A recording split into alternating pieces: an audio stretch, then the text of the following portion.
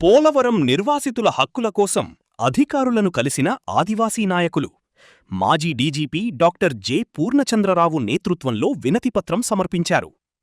Polavaram project కారణంగా నిర్వాసితులైన ఆదివాసీ కుటుంబాలకు న్యాయం చెయ్యాలని డిమాండ్ చేస్తూ మాజీ డీజీపీ డాక్టర్ జె. పూర్ణచంద్రరావు, గిరిజన నాయకుడు చందలింగయ్య దొర మరియు ఇతర ఆదివాసీ నాయకులు ప్రత్యేక డిప్యూటీ కలెక్టర్ శ్రీ రాజేష్ను కలిసి వినతిపత్రం సమర్పించారు. ఈ సందర్భంగా నాయకులు మాట్లాడుతూ, పోలవరం ప్రాజెక్టు నిర్మాణం వల్ల వందలాది ఆదివాసీ గ్రామాలు ముంపుకు గురై ప్రజలు తమ భూములు, అడవులు, జీవనాధారాలు కోల్పోయారని ఆవేదన వ్యక్తం చేశారు. ప్రభుత్వం ప్రకటించిన పునరావాస పథకాలు పూర్తిస్థాయిలో అమలు కాలేదని, ఇప్పటికీ అనేక కుటుంబాలు సరైన ఇల్లు, సాగుభూమి, ఉపాధి అవకాశాలు లేక ఇబ్బందులు పడుతున్నాయని తెలిపారు. ముఖ్యంగా భూమికి భూమి హామీ అమలు చెయ్యాలని, ప్రతి నిర్వాసిత కుటుంబానికి గౌరవప్రదమైన పునరావాసం కల్పించాలని వారు డిమాండ్ చేశారు.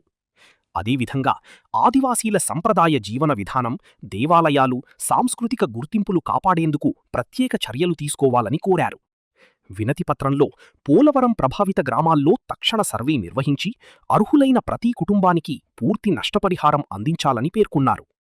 విద్య, వైద్యం, తాగునీరు, రహదారులు వంటి మౌలిక సదుపాయాలు పునరావాస కాలనీల్లో వెంటనే ఏర్పాటు చెయ్యాలని ప్రభుత్వాన్ని కోరారు.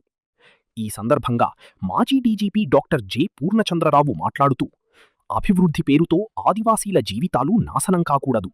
రాజ్యాంగమిచ్చిన హక్కులను ప్రభుత్వం గౌరవించాలి. పోలవరం బాధితులకు న్యాయం జరిగే వరకు మా పోరాటం కొనసాగుతుంది అని అన్నారు. గిరిజన నాయకుడు చందలింగయ్య దొర మాట్లాడుతూ, అడవులు మావే, భూములు మావే, మా జీవన హక్కులు కూడా మావే. ఆదివాసీల అనుమతి లేకుండా వారి భవిష్యత్తును ఎవరూ నిర్ణయించలేరు అని స్పష్టం చేశారు.